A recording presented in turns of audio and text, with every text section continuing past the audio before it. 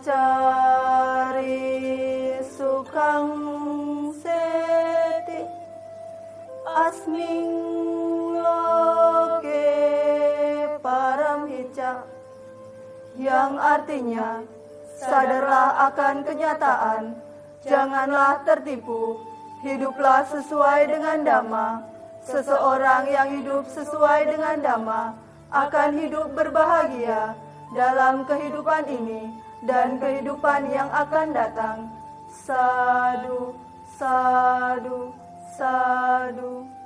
Namo tassa bhagavato arahato samma sambuddhassa. Namo tassa bhagavato arahato samma sambuddhassa.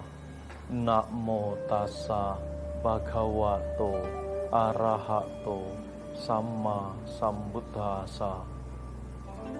Pemirsa TVRI yang berbahagia, senang sekali kami kembali bisa menjumpai seluruh pemirsa di acara Mimbar Agama Buddha TVRI. Dan terimalah salam sejahtera dan bahagia dari kami, Sotihotu Namo Buddhaya. Pemirsa, dimanapun Anda berada, pastinya seluruh pemirsa pernah mendengar kata meditasi. Bahkan sebagian dari pemirsa tentu sudah pernah melakukan meditasi. Dan pada kesempatan ini kita akan membahas lebih jauh tentang meditasi dan apa manfaat dari meditasi itu sendiri bersama Yang Mulia Bante Cittajayo dan seorang praktisi meditasi Bapak Putu Dana. Bante, Namo Buddhaya. Pak Putu, Namo Buddhaya. Apa kabar? Baik. Bante, pada hari ini kita akan membahas tentang meditasi. Bisa dijelaskan Bante, meditasi sendiri itu apa sih? Ya, perlu kita ketahui bahwa meditasi adalah salah satu teknik di mana kita dapat mengupayakan kesadaran kita untuk berkualitas atau meningkat. Meditasi kita lakukan dalam hal ini, khususnya agama Buddha, melakukan meditasi dalam periode yang cukup, yakni 1 jam ataupun 2 jam dalam sehari. Sebenarnya tujuan meditasi itu? 1 jam 2 jam itu Bante. Tujuan dalam hal meditasi dalam periode waktu 1 jam 2 jam adalah meningkatkan kesadaran kita atas segala fenomena yang muncul dan tenggelam di dalam kehidupan ini. Lalu selama meditasi itu kita ngapain Bante? Ya, selama meditasi itu kita menggunakan metode ataupun objek ataupun pengamatan yang kita lakukan secara terus-menerus, yakni kita mengamati keluar dan masuknya nafas itu sendiri. Itu objeknya Bante? Objeknya. Hanya satu atau? Objeknya itu ada banyak. Banyak sekali. Tetapi yang untuk lebih mudah sebagai seorang pemula praktisi meditasi, kita akan lebih sering atau lebih nyaman menggunakan metode anapanasati atau mengamati proses keluar masuknya nafas. Bante tadi katakan untuk menguatkan kesadaran. Bisa lebih detail Bante? Maksudnya bagaimana bisa sampai proses penguatan kesadaran? Ya, metode meditasi sebagai penguat kesadaran adalah apa yang kita lakukan di dalam kita proses indria kita tertutup dengan duduk diam, kita meningkatkan segala jenis proses fenomena yang muncul ketika jasmani kita diam. Nah, ketika kita menghadapi suatu permasalahan, jika kita sering melakukan meditasi, kita akan memiliki yang namanya benteng. Benteng dari apa yang kita lakukan secara real, apakah itu benar ataupun tidak untuk kita lakukan. Pak Putu Dana sudah berapa lama meditasi, boleh tahu Pak Putu? Sebenarnya secara pribadi saya sudah mengenal meditasi cukup lama. Tetapi mungkin kira-kira sekitar 5 tahun terakhir saya lebih sering berlatih daripada sebelumnya. Kalau dulu masih ya agak malas-malasan begitu. yang orang bilang sering bolong-bolong lah, Lah, gitu iya. ya, Pak Putu ya. Iya. Nah, dalam satu hari Pak Putu berapa jam? Tadi Bante katakan 1 sampai 2 jam. Saya berusaha meditasi setiap hari paling tidak 1 kali. Dan itu kurang lebih kurun waktunya dalam 1 kali duduk itu antara 45 menit sampai 1 jam. Nah, menurut Pak Putu lebih baik waktunya di pagi, siang, atau malam? Orang banyak sibuk ini agak sulit meditasi. Pak Putu sendiri bagaimana dengan kesibukan? Sebenarnya tidak ada yang dikatakan waktu yang baik untuk bermeditasi. Jadi Gitu ya. kapan saja kita bisa bermeditasi. Hanya saja secara umum orang itu melakukan latihan meditasi di pagi hari yang pertama ini. Jam berapa? Jam berapa saja, biasanya kalau subuh kita Bebas. bangun lebih awal, suasana lingkungan kita masih tenang, kemudian kita sendiri juga baru bangun sudah segar, kan sudah sempat istirahat cukup panjang, jadi meditasinya akan lebih gampang dilakukan. Kalau Pak Putu sendiri sebagai praktisi biasa di jam berapa? Boleh tahu? Saya biasanya lebih banyak meditasi di malam hari. Malam, bukan Ya, pagi. bukan, karena ada kesibukan yang harus dikerjakan kalau pagi. Jadi kalau malam umumnya orang meditasi sebelum tidur. Baik, Pak Putu. Sebelum tidur itu membuat pikiran kita akan lebih tenang dan efeknya nanti Sebelum tidur berarti ya. tidurnya akan lebih nyenyak, lebih pulas lah istilahnya, tidak terganggu dengan mimpi, dengan ngigo ataupun yang lainnya. Bante, banyak orang meditasi itu ada faktor selain kesulitan juga faktor ketakutan. Takut kerasukan atau kemasukan, diganggu makhluk halus dan lain-lain. Menurut Bante bagaimana? Iya. Banyak orang yang mengatakan bahwa kalau meditasi salah satu gangguannya adalah kita kerasukan ataupun seperti ini. Orang yang kerasukan itu sebenarnya bukan meditasi. Orang yang kerasukan itu bukan dia melakukan praktisi meditasi, tetapi orang yang kerasukan adalah pikirannya tidak terkondisi fokus kepada satu objek. Kalau orang yang meditasi dan fokus pada satu objek, ia bukan merasa ketakutan, Seperti tetapi bagaimana? ia Tidak merasa fokus nyaman. seperti bagaimana Bante? Kalau fokus kepada satu objek, pikiran kita akan mengamati proses tersebut. Contoh, anapanasati. Anapanasati adalah bagaimana kita mengamati proses keluar dan masuknya nafas. Nafas masuk kita amati, nafas keluar kita amati. Karena sejatinya orang yang meditasi adalah orang yang menjadi CCTV. CCTV bagi setiap orang yang masuk ke dalam dan keluar dari rumah kita. Selama Pak Putu dalam kurun waktu 5 tahun yang boleh dikatakan sudah rajin sekali meditasi ini, manfaatnya apa sih Pak Putu yang dirasakan? Yang pertama di emosi. Emosi. Ya. Apakah dulu emosional? Ya, maksudnya sekarang kita lebih bisa mengendalikan emosi itu. Tidak mudah untuk marah, umpamanya tidak mudah. Apalagi yang marah berkepanjangan ya, yang menimbulkan rasa benci, rasa dendam seperti itu, ya kita bisa kendalikan. Kita masih punya emosi, tetapi paling tidak ada remnya lah. Itu jadi tidak loss seperti Ya itu. tadi yang Bante katakan kesadaran itu ya. Ya. Baik, terima kasih Pak Putu dan Bante Cita Jayo. Pemirsa di rumah, kita akan break sebentar dan kita akan kembali lagi diskusi tentang meditasi. Pemirsa yang berbahagia, tetap bersama kami di saluran Pemersatu Bangsa, TVRI kami kembali.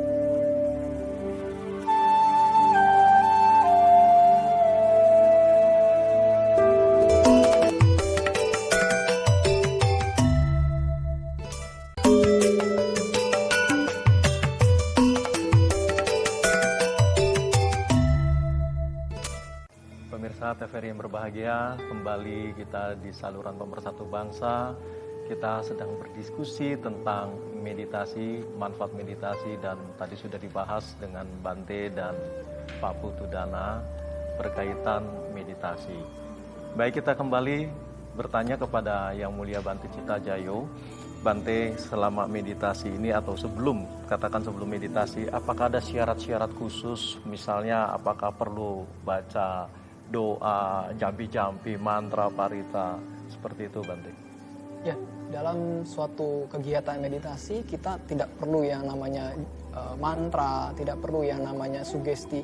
Yang penting adalah kita kesiapan, siap sedia. Permasalahan antara kita dalam prosesnya kita gagal, itu kita harus terus berjuang.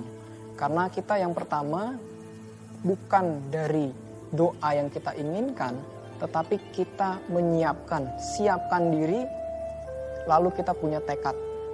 Tekad itulah yang menjadi satu kondisi paling kuat dalam hal meditasi. Tidak ada istilah itu persiapan seperti kita baca mantra atau semacamnya, tidak ada. Yang terpenting adalah tekad kita, aditana kita dalam hal meditasi. Saya ingin meditasi, titik. Ketika kita ada niat ingin meditasi, proses perjalanan dalam meditasi kita akan berlangsung dengan baik. Seperti itu Bante. Jadi tidak perlu istilahnya harus baca doa, parita. Yang penting kesiapan diri kita. Siap nggak dalam kondisi saat ini kita bermeditasi seperti itu Bante ya. Kemudian Bante, tadi meningkatkan kesadaran. Kemudian apa hubungannya kesadaran lalu dengan kebahagiaan? Dan ada yang mengatakan juga meditasi itu bisa lebih sehat loh. Apa hubungannya, korelasinya Bante? Ya, jika ditanya apa hubungan korelasi antara kebahagiaan dan juga kesehatan. Secara tidak langsung ketika kita mengupayakan diri kita untuk bermeditasi, dalam hal ini secara otomatis kita juga meningkatkan kadar kualitas produktivitas jasmani kita. Kenapa? Karena setiap saat jasmani kita itu selalu dalam hal terjaga dalam hal ini adalah selalu berproses. Nah, ketika kita meditasi, kita perlahan mengistirahatkan kerja dari organ-organ kita sejenak.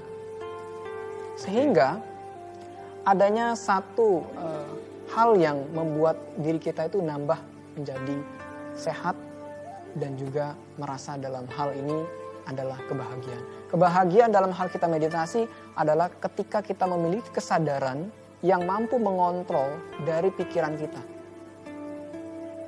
Ketika pikiran itu baik, kita mampu merealisasi. Ketika pikiran itu buruk, kesadaran kita akan membentengi untuk tidak kita lakukan. Baik, mungkin Pak Putu mau nambahkan apa yang dijelaskan Bante dengan pengalaman selama ini, korelasi meditasi dengan kebahagiaan dan kesehatan. Karena banyak orang mengatakan yang sakit bisa sembuh karena meditasi. Ya, karena kalau di dunia barat mereka banyak melakukan penelitian efek dari meditasi, efek dari hal-hal yang ada di timur mereka teliti di barat. Banyak penelitian yang diungkapkan bahwa ketika orang bermeditasi pikirannya akan lebih tenang. Pikiran tenang ini akan mengkondisikan badannya, terutama di bagian otak, itu memproduksi zat-zat tertentu yang mempengaruhi badannya sehingga menjadi lebih sehat. Seperti memproduksi endorfin, dopamin, dan lain sebagainya. Dan itu akan mempengaruhi kondisi dari badannya. Kemudian kalau kita meditasi, kita lebih tenang, kita juga bisa menghadapi kehidupan kita. Tidak ada orang yang tidak punya masalah dalam kehidupan ini. Tetapi dengan meditasi, dia bisa menghadapi masalahnya lebih tenang. Jadi tidak tenggelam dengan masalahnya sendiri, tetapi dia bisa mengamati dan mungkin bisa menemukan jalan keluar yang terbaik untuk dirinya. Tapi dalam doa agama Buddha, Sabesata Bhavantu Sukhitata itu kan semoga semua makhluk berbahagia. Nah ini semoga saya berbahagia. Ya, biasa pertama kita harus memproduksi namanya energi cinta kasih. Ya, nanti tahap selanjutnya kita bisa mengirimkan cinta kasih itu, mengharapkan semua orang, semua makhluk, siapa saja kita bisa kirimkan namanya energi. Jadi cinta terlebih kasih dahulu mengatakan kepada dalam diri kita sendiri, semoga saya berbahagia. Ya. diulang-ulang terus seperti itu. Iya. Itu objeknya cinta kasih. Itu Setelah objek. itu berkembang, maksudnya Pak Putu Iya, berkembang lebih baru luas. dikirimkan keluar diri kita. Kalau kita tidak mempunyai cinta kasih, terus apa yang kita kirimkan, apa yang Baik. kita berikan keluar diri kita. Baik. Jadi kalau sudah kita mengatakan ke dalam diri kita, bukan sugesti tapi ya, bukan ya, tetapi mengatakan dalam hati kepada diri sendiri, semoga saya berbahagia. Iya. Terus menerus seperti itu durasinya berapa lama setelah itu baru kita berkembang keluar? Tergantung pada masing-masing orang. Biasa kalau sering kita ucapkan seperti itu, di pelan-pelan pikiran kita akan menjadi tenang, nah baru kita ucapkan juga keluar. Keluar. Termasuk kepada orang yang kita tidak suka. Ya kalau bisa. Kalau bisa. Jadi itu perlu waktu untuk berlatih. Iya. Baik. Kalau baru mungkin belum bisa. Jadi ketika kita bilang semoga musuh saya berbahagia, kita ingat dengan orang yang pernah nipu kita, mungkin kemarahan kita yang lebih banyak keluar. Tapi kalau nanti cinta kasihnya kuat, itu bisa dilakukan. Begitu. Jadi agak sulit juga ya, benar ya. Meditasi itu sulit. Atau objeknya mengambil objeknya yang sulit. Ini bagaimana Bante?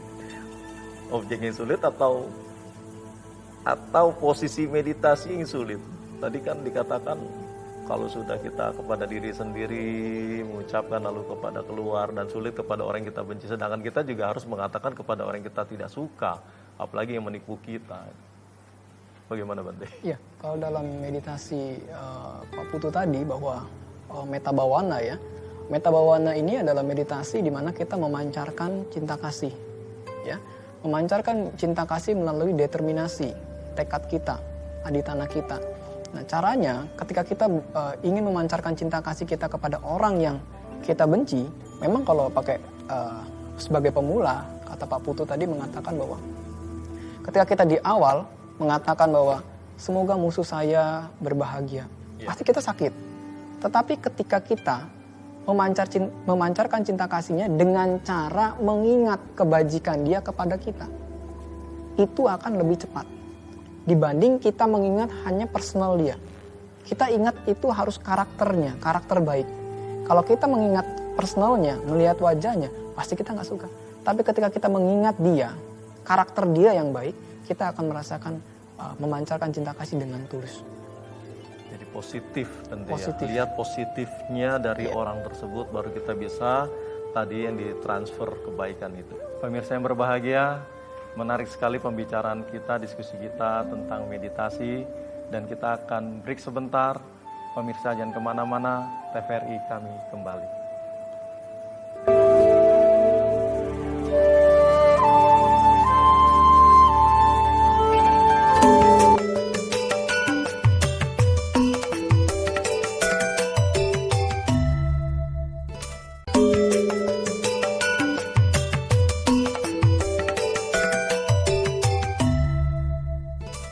Pemirsa yang berbahagia, kembali kita diskusi tentang meditasi, apa itu meditasi dan manfaat dari meditasi itu sendiri bersama Yang Mulia Bante Cittajayo dan Pak Putu Dana, seorang praktisi.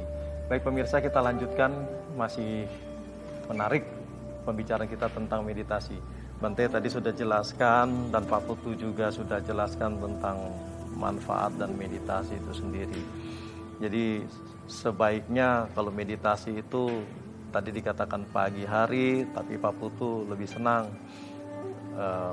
dengan waktu malam hari karena kesibukan aktivitas sehari-hari baru bisa malam hari.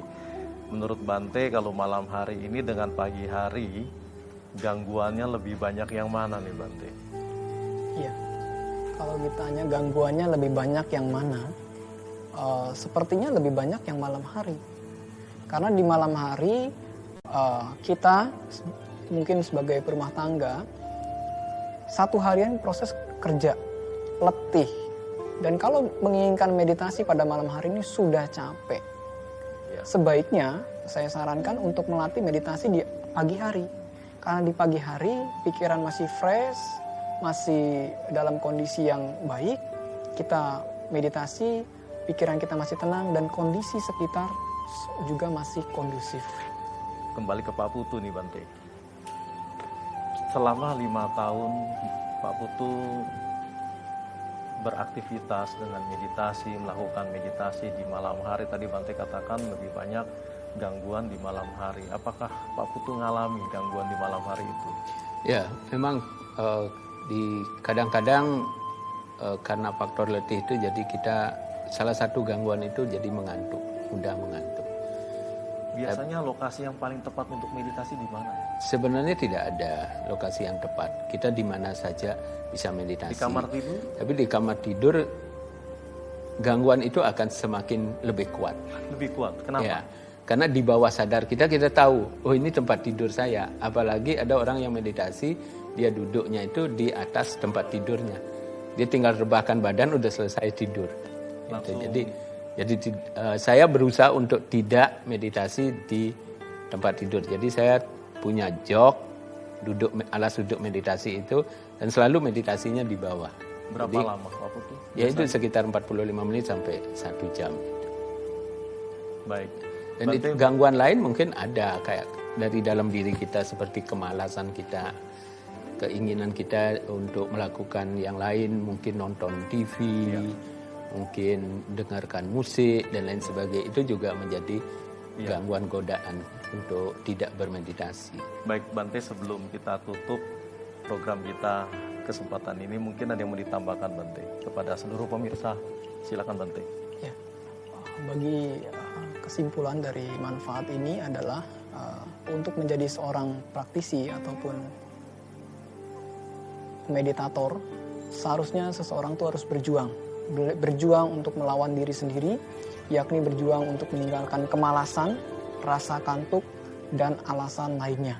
Kalau kita mau menjadi orang yang hidup dalam hal berkesadaran, kita harus mampu memiliki kekuatan aditana. Saya siap untuk melakukan meditasi. Baik, terima kasih Bante. Dan Pak Putu, barangkali juga ada yang mau ditambahkan, silakan pesan-pesan kepada seluruh pemirsa. Iya, meditasi itu harus dilatih. Jadi harus kita lakukan sendiri. Walaupun berapapun kemampuan kita untuk berlatih, mungkin baru 15 menit tidak apa-apa. Tapi pelan-pelan kita tingkatkan. Tapi dicoba dilakukan setiap hari. Biasanya kalau kita tidak melakukan 3 hari saja, itu nanti malas kita yang akan lebih banyak dan akhirnya bubar. Tidak berlatih kembali. Harus rutin. Ya harus rutin setiap hari. Terus-menerus. Sediakan waktu, kalau bisa di waktu yang sama, sehingga kita seakan-akan ada tugas yang harus kita kerjakan. Tugas untuk diri kita sendiri. Baik, terima kasih kepada Bante Citajayo dan juga Pak Putu Dana. Pemirsa yang berbahagia, demikianlah bincang-bincang kita tentang meditasi dan manfaat meditasi bersama Yang Mulia Bante Citajayo dan Pak Putu Dana. Akhir kata, sekali lagi terima kasih atas perhatian dari seluruh pemirsa. Dan apabila masih ada pertanyaan tentang seputar meditasi ataupun seputar agama Buddha atau ajaran Buddha dan juga persoalan-persoalan pribadi barangkali ada, silakan bisa ditanyakan melalui alamat email kami di mab.tvri atau .tvri@gmail.com. Terima kasih atas perhatian pemirsa. TVRI kami kembali. Sabe Sata Bawantu Suki Tata. Semoga semua makhluk hidup berbahagia. Sadhu, sadhu, sadhu.